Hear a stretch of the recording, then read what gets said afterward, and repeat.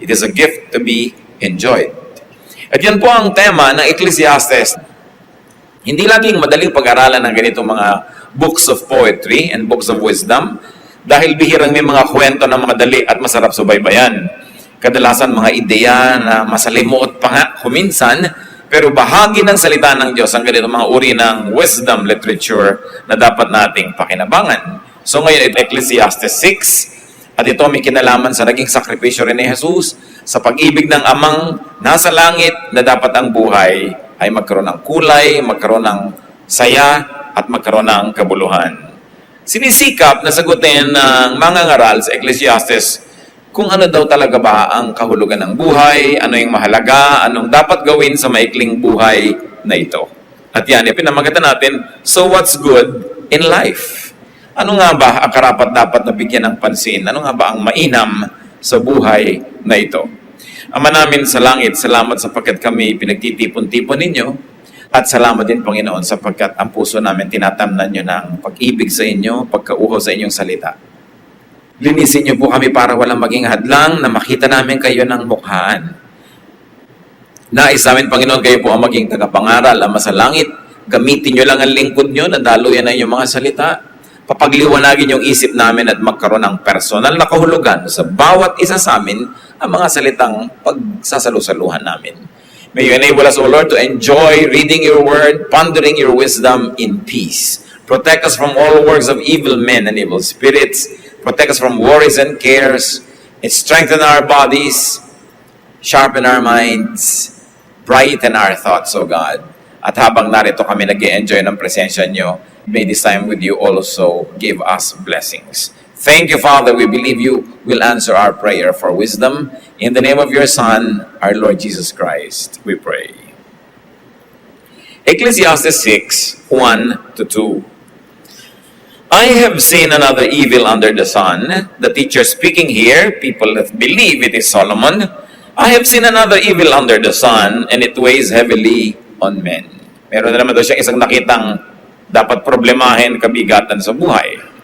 God gives a man wealth, possessions, and honor, so that he lacks nothing in his heart desires. But God does not enable him to enjoy them, and a stranger enjoys them instead. This is meaningless, a grievous evil. Isa pong naobserbahan dito ni Solomon, meron daw mga taong, pinagpala naman at nagkaroon naman ng kakayahan na magpayaman, kaya lang may kulang. Hindi sila nabigyan ng pagkakataong lasapin yung sarap ng kayamanan na kanilang inipon. Bakit? Sapagkat kung iisipin ay napakaraming ibinabayad ng tao para yumaman. That there are great payments to be made for great wealth. Hindi naman dali-daling yumayaman lang ang tao. Maraming hirap yan, maraming sakripisyo. One is, of course, big work. Malaking hirap para magpayaman. Kumisan, pag mayaman ka na, madali nang mas yumaman pa. Pero ang hirap nung makahulagpos ka mula sa kahirapan patungo sa kayamanan. Mahirap na trabaho yun. Pero pag yumaman ka na, kuminsan, may naniniwala na sa'yo, may kapital ka na, may mga connection ka na, dumadali na. Pero sa simula, mahirap yan. Para ka mayaman, kailangan mo ng big investments and risks. Investment not only of money, but of your time, your talent, your relationships. And therefore, because of the big investments, you have big worries, big stress, big sacrifices, like isolation. Marami nagpapayaman, nalalayo muna sa mga mahal sa buhay kasi hindi naman pwedeng sabay-sabay na nagpapayaman ka tapos nag-aalaga ka ng anak, meron kang minamahal na asawa, bihira yung blessed na nagpapayaman na, kasabay pa niya lahat yung ginagawa na yun. Madalas, may pag-iwalay. And of course, there's great sacrifices like having to compete, like missing out on a lot of fun and pleasures in life. Ang nakakapagtaka lang sa atin, pag may yumaman na, yung mga hindi naman katulong na ipunin yung kayamanan na yon, gustong makihati. At sabi niya, ang yaman naman, dali mo nang ibigay sa akin yan, marami ka naman pera, bigyan mo na lang ako. Pero hindi nila naisip kung gaano kahirap bago nakaipon ng pera yung tao. At kung ano ang mga sakripisyo niya para lang manatili siyang mayaman o mas yumaman pa. Ang hirap ngayon, kung naubos mo na yung lakas mo, naubos mo yung PR mo, naubos mo yung good relationship with people para kayo maman, ano ngayon ang natira para ma-enjoy mo yun? The problem with wealth is that wealth could not be enjoyed when one dies. before it is collected or before it is fully enjoyed. At sinasabi yan ni Solomon, kuminsan, ang haba ng buhay ng tao, nauubos niya sa pagpapayaman, pero hindi niya naggamit yung kayamanan habang buhay siya. That one might overproduce beyond his capacity to enjoy. Na, gano'ng kahaba ka ba mabubuhay na ilang taon?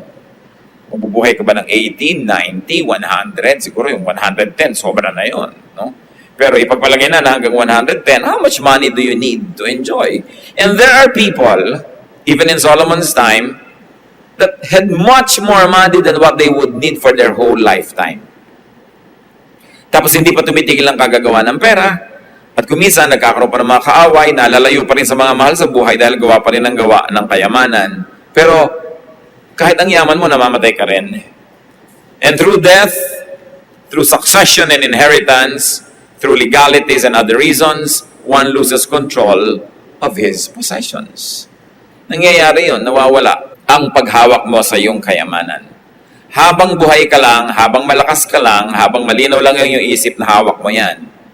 Pag lumabo na yung inisip, o namatay ka na, o hindi na kaya ng iyong katawan, iba na ang magmamanage yan, at kadalasan, iba na yung magpapasasa. Ano ang punto ni Solomon?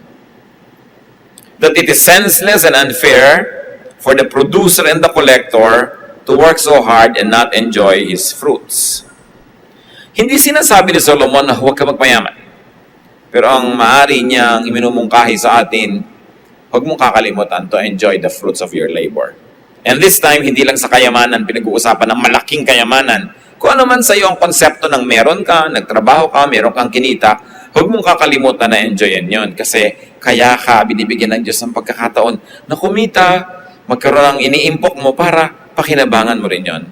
Hindi ka nilikha ng Diyos para maging tagapagtrabaho. God just did not create you to become a beast of burden. But you are to work so that you will enjoy the fruit of your work. You are to work 6 days so that you can fully enjoy the 7th day of rest. You are to collect and you are to gather so that you can enjoy its benefits. So the writer of Ecclesiastes essays the difficulties, the disadvantages, and frustrations of people who work hard to be wealthy. Na para rin yung sinasabing, huwag kayong sobrang magsikap na sobrang namang yumaman.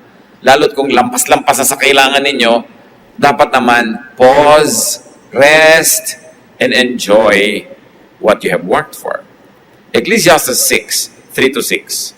A man may have 100 children and live many years, yet no matter how long he lives, if he cannot enjoy his prosperity and does not receive proper burial, I say that a stillborn child is better off than he. It comes without meaning. It departs in darkness, and in darkness its name is shrouded. Though it never saw the sun or knew anything, it has more rest than does that man, even if he lives 1,000 years twice over, but fails to enjoy his prosperity. Do not all go to the same place? Isang exaggeration, natural, just to bring home a point, na sinasabi dito ni Solomon, marami ka mang maging anak, which was a barometer, a measurement of blessedness. Kanya, marami ka mang naging anak at mga apo, naging mahaba man ang iyong buhay na isa na namang pamantayan ng pagiging blessed ng Diyos. Sabi ganun, pero kung hindi mo na i-enjoy ang iyong prosperity, tapos hindi ka pa malilibing ng maayos, sabi niya, mabuti pa hindi ka nalang pinanganak. Mas mapalad pa sa iyo yung batang ipinanganak ng patay. Sabi, kasi after all, mamamatay ka rin naman pareho lang kayo na pupuntahan. So pareho lang kayong hindi nag-enjoy. So yung ipinanganak ng patay, hindi siya nag-enjoy. Ikaw, ipinanganak ang buhay, pero yung buong buhay mo, hindi ka rin naman nag-enjoy. Puro ka lang pagsisikap. Sabi niya ganun. Tapos pareho rin lang kayong mamamatay. Mabuti pa yung hindi nila ipinanganak. Hindi siya nahirapan. Ikaw nahirapan. It's an exaggeration and it must be read as poetry. Natural, kahit mahirap ang buhay, mas masarap pa rin ipanganak ka kaysa hindi ka na ipinanganak. Pero ang point niya, baka akala mo ganyan lang yung buhay na puro pagsisikap, puro pag-iipon, puro pagtitipid, puro pagtatrabaho. Kailangan na i-enjoy niya.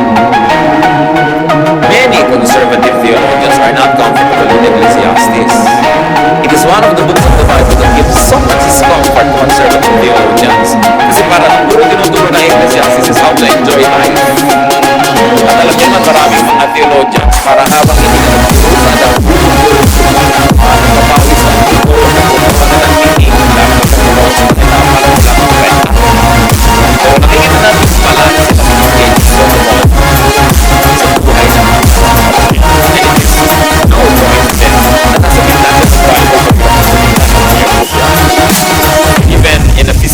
situation, it might be read as nagbibigay talaga ng balance. Ecclesiastes is one of the very few books in the Bible that will tell you to enjoy life. Salamat nandun. At hindi rin naman aksidente na si Solomon ang pinakamatalino tao sa balatang lupa. Siya binigyan talaga ng Diyos ng karunungan, kaya dapat pakinggan kahit maiksi lang yung book niya. Ang haba-haba ng sobrang nagreklamo kahit ng sacrifice, pareho silang mahalaga at ang kailangan may balansa. So sabi niya, man, they have many children and have long life and lots of material blessings. But if he doesn't and cannot enjoy his prosperity, hindi siya.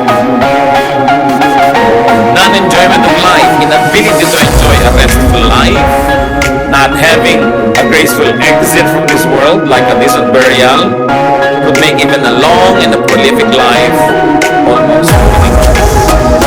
One of life's great purposes and meanings is enjoyment. Kung ating sasariwain ang pag-create ng Diyos kaya ng Eva, kaya lahat ng ating enjoy. Isa lang ang isa lang yung kapwa, hindi mapugyan. Dahil nga, napapagtao sa kahit isa lang huwag na. Dumami tuloy ang tinik, dumami tuloy ang hirap ng buhay, pero dahil sa sakripisyo ni Jesus, dahil sa amazing grace ng Panginoong Diyos sa langit, bumalik sa atin yung period and state of grace where God is kind and we can enjoy the goodness of God. What are some of the obvious messages? That it is pointless to have material blessings and not enjoy them fully. Marami dyan guilty. Ang dami nyo magagandang baso sa bahay, ang ginagamit nyo yung bungi. Yung nahihiwa-hiwa na yung labi nyo dahil bungi-bungi na siya. Ang dami-dami magagandang kumot ang ginagamit, yung wasak-wasak na lumalabas na yung paa nila sa butas. Maraming mga bahay, ang gaganda ng silya, may balot na plastic. Tapos nakaupo sila sa lata ng floor wax. Merong magandang kitchen, pero hindi sila doon nagtatrabaho sa dirty kitchen. Yan yun, useless. Bakit pa kayo nagkaroon kung hindi nyo gagamitin? Ang gaganda ng mga tuwalya, tapos ang ginagamit lang yung ang ninipis na gasgas na may nakasulat na, "Good morning." Hindi magamit ang bago. Ang daming magagandang damit, pero yun ang yung mga sira-sira ang pinagsususuot.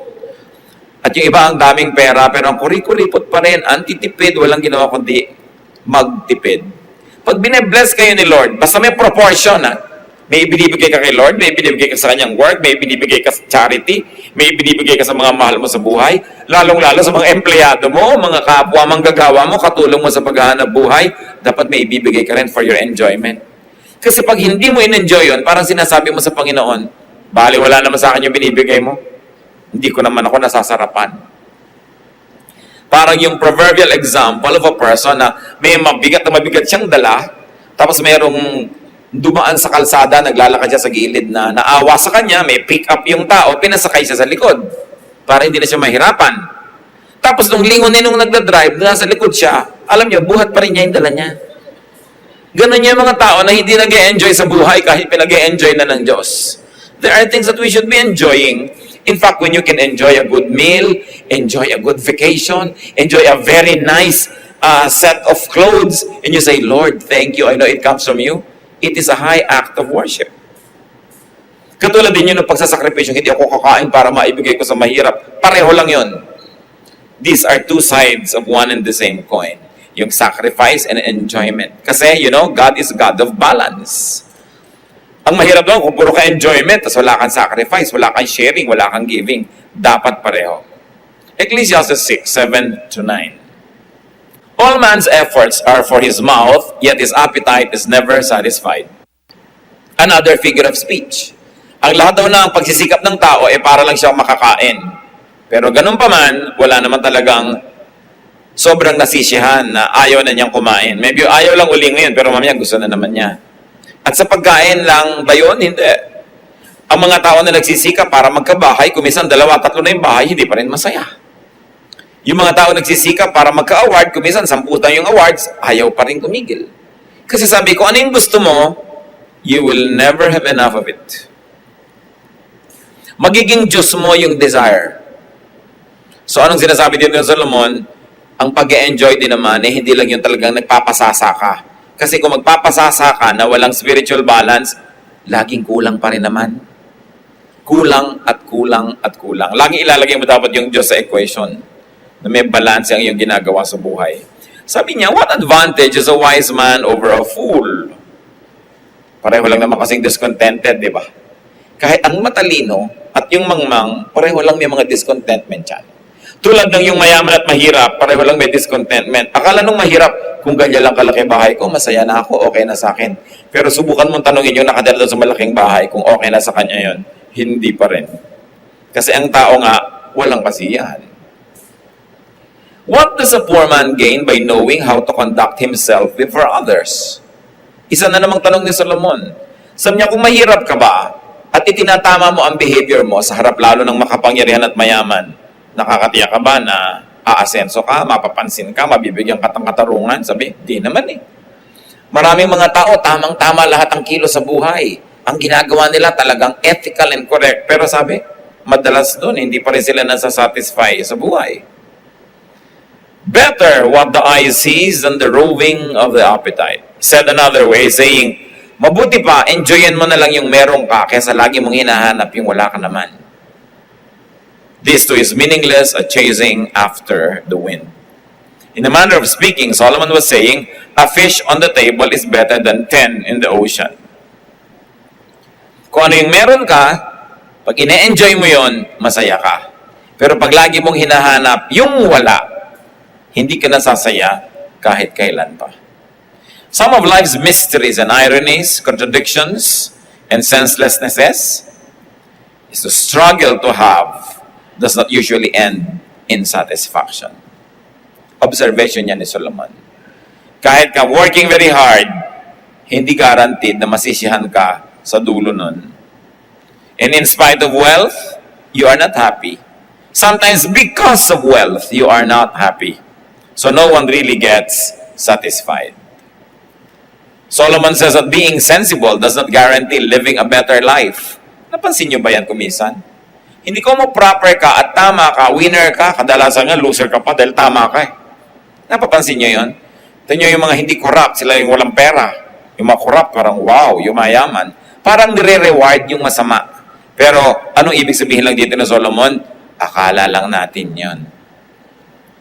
That uprightness, sabi niya, does not always lift people out of poverty. It is true, but only poverty of the material things. But uprightness will always lift you out of spiritual poverty. Kaya pag tinitingnan natin, ang totoo nun, kinikiliti lang ni Solomon yung isip ng mga nagbabasa sa kanya na akala mo, sabi ni Solomon, uy, bali, wala namang gumawa ng mabuti, hindi rin ibig sabihin, masasatisfy ka. Pero pinag-iisip ka niya na it is better to suffer for doing right than to suffer for doing wrong. Because in both cases, you suffer. Those who do right, those who do wrong will also both not be satisfied. Yung gumagawa ng mali, nakaw ng nakaw, hindi pa rin siya satisfied. Ikaw naman, hindi ka nagnanakaw, hindi ka rin satisfied kasi kulang. Sino ngayon sa inyo ang mas blessed? Pareho lang naman kayong hindi satisfied eh. Pareho lang kayong mamamatay. At pareho lang kayong haharap sa Diyos. Kaya ang inevitable conclusion, mabuting gumagawa ka ng tama kahit hindi ka laging yumayaman dahil sa paggawa mo ng tama. Mabuting gumagawa ka ng tama kahit hindi bigla na nagkakaroon ka ng satisfaction. Kasi hindi naman bigla-bigla ang mabubuting bagay. And God knows our hearts, God knows our thoughts, and we will face God, and God is our judge. That is a common sentiment that many good people do not really become rich. Pero hindi naman kung naging rich ka, na naging bad ka pa kung minsan sa paraan ng pagiging rich mo, hindi naman ibig sabihin, sasaya ka na rin eh. So, lugi ka rin. No? That if you won't find and you will seek satisfaction, no? It's better to always do what is right. And whether or not you get satisfied, God is satisfied with you. At ang mahalaga, yung satisfaction ng Diyos sa'yo. Hindi lagi yung instant satisfaction mo.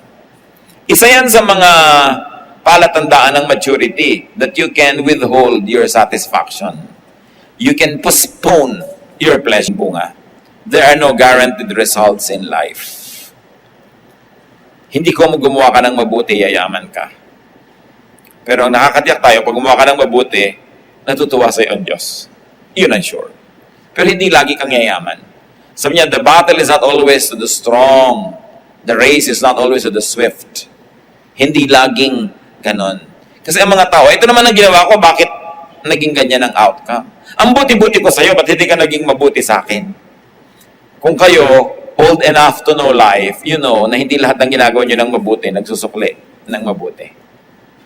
Pero kahit kailan pagsisihan ang paggawa ng mabuti, lalo pa nga't hindi ka nasuklihan ng mabuti, Diyos ngayon na magsusukli sa'yo.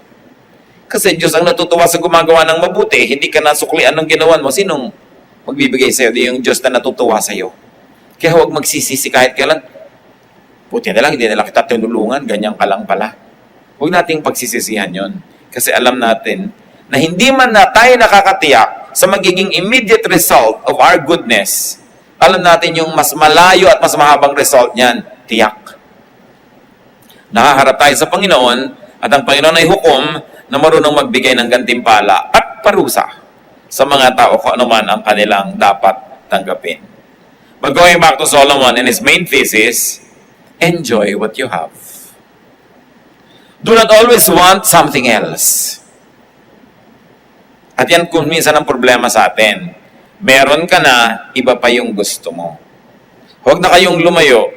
Pagka-order mo sa restaurant, lagi yung order no nasa kabilang mesa, parang mas masarap. Parang ano yung in-order niya? Bakit parang mas masarap yung order? Hindi naman ka pinilit na orderan mo yun. Magsisisi ka na.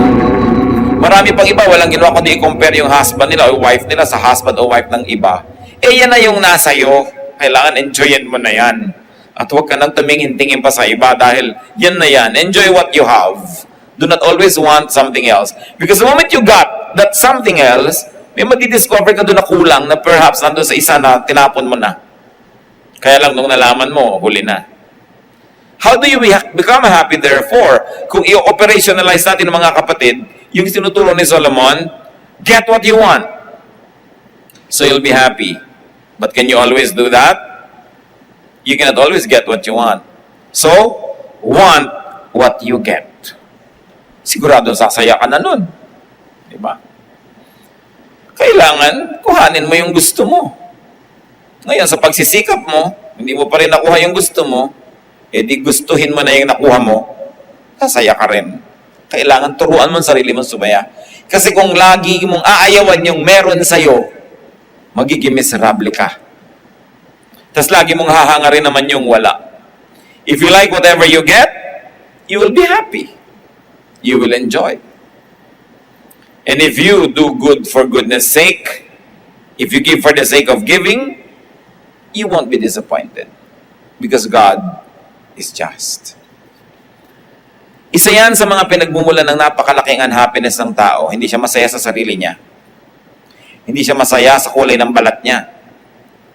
Kaya yung mapuputi, nagbibilad para umitim-itim. Yung maiitim naman, payong ng payong para pumuti-puti. Wala nang sumaya.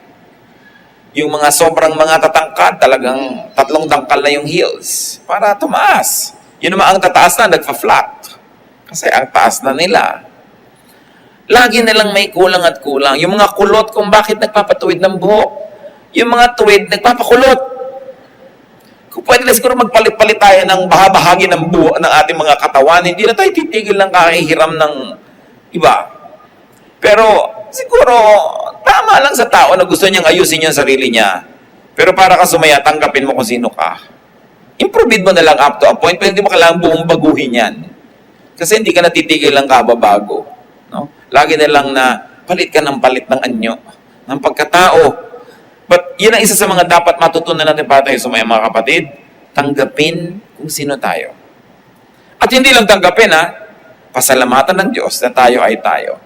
Hindi para konsentihin ang sarili natin sa mga kapintasan natin, pero tanggapin maging ang ating mga tinatawag na kakulangan and then begin from there. Begin improving your life. But don't be somebody else. Just be the better version of yourself. Na ikaw pa rin. Better version lang. Hindi mo kailangan maging iba. Merong magaling kumanta, hindi ka magaling kumanta, siguro magaling ka namang mamlansya. So, mamlansya mo siya habang kumakanta siya. Pareho kayong naka-minister to each other. Hindi mo pwedeng hangarin yung talent ng iba Lulungkot ka. Sa magkakapatid, lalo maraming magkakapatid, Kung minsan matatanda na yan, may mga malalalim pang mga animosities, mga selosan, mga sama ng loob. Kasi nagkakainggitan. Ang dami niyang manliligaw. Ikaw, konti lang. Sa marami siyang manliligaw. Ikaw, konti lang. Di yung konti, maximize it. No? Pero yung mga iba kasi, inggitan, mga magkakapatid. No? Kaya, kuminsan, ang pinakamahirap gawin, family reunion. Lalo't may mga malalalim na mga sugat. At yan, usually dahil sa inggit. At kuminsan naman yung mga tactless kasi natin makamag-anak, uy, ba't ang ate mo ang puti-puti, ikaw hindi. Lumalaki tuloy kayo mismo nagko-compare sa isa't isa. Na nagkakaroon ka ng resentment do sa kapatid mo kahit hindi naman niya kasalanan na ganun siya. Kasi yung mga tao din mahilig mag-udyok na ikaw ay mainggit. Sabi ni Percy Bysshe Shelley, we look before and after and pine for what is not. Our sincerest laughter with some pain is fraught. Our sweetest songs are those that tell of saddest thought. Pag ang lagi mong hinahanap, yung wala, hindi ka nasasaya kahit kailan. Ecclesiastes 6:10-12. Whatever exists has already been named, and what man is has been known. No man can contend with one who is stronger than he.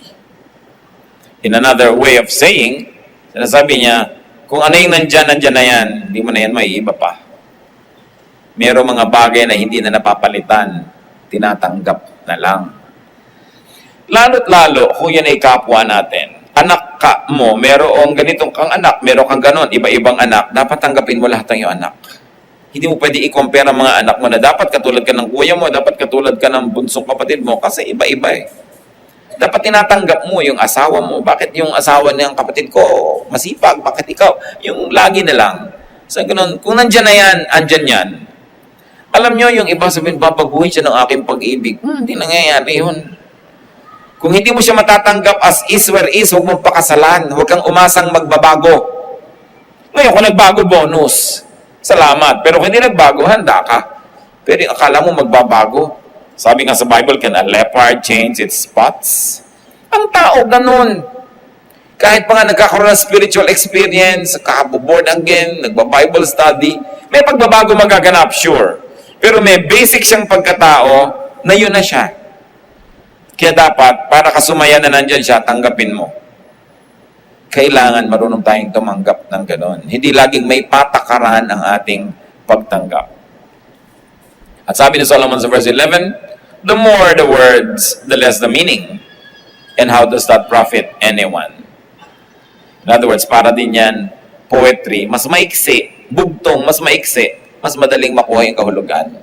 Kaysa paragraphs upon paragraphs of explanation, lumalabnaw, parang sabaw na isang drama, ang hirap hanapin yung laman.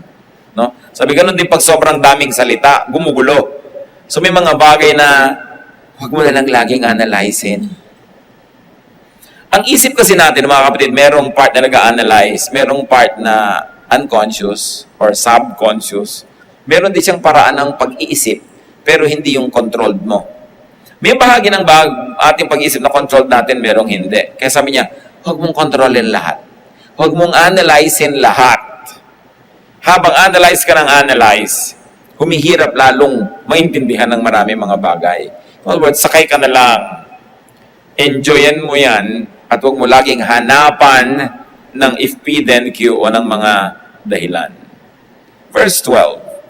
For who knows what is good for a man in life? During the few and meaningless days he passes through like a shadow. Who can tell him what will happen under the sun after he is gone? So Solomon was saying that we can change the way it is by thinking about it. By problematizing and solving and making sense of life's mysteries. Mahiwaga talaga ang buhay. Hindi mo kayang maunawa ang lahat. In other words, Solomon says, life is short. Don't waste time problematizing life. But savor every moment. Enjoy every minute. Maximize life's unlimited time by enjoying it, by accepting that which cannot be changed. Maraming ganyan mga magulang hindi matanggap yung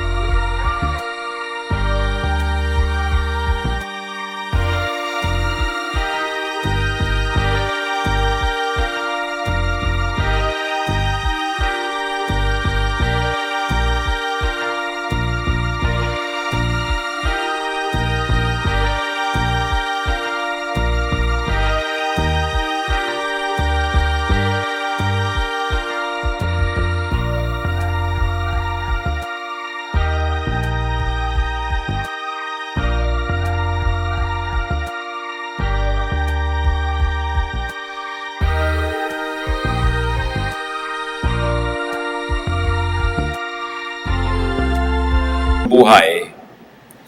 Maximize life's limited time by doing good no matter what the initial and apparent outcome. So what's good in life? May nadagdag ba sa definition natin mga kapatid? So what's good in life? If you might review, don't overwork to the point of being unable to enjoy the fruits of your labor. Kailangan may pahinga ka para ka mag-enjoy. Bagamat konting tao yon, madami yung iba sobrang enjoy konting trabaho. Yun ang mas malaking problema. Pero meron talaga hindi marunong pasayahin ang sarili. Lagi na lang tinitipid ang sarili.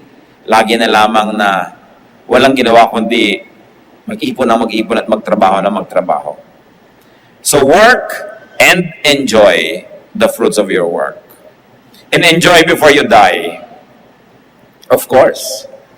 Pero kasama sa meaning niyan, enjoy before you become too old or too sick to enjoy it.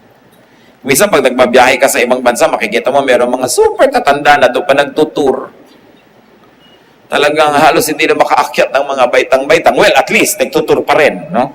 Pero laki siguro ang panghihinayang noon kung nung mga bata-bata pa sila, hindi man lang nagbiyahe, pagkatapos puro tipid ng tipid, no?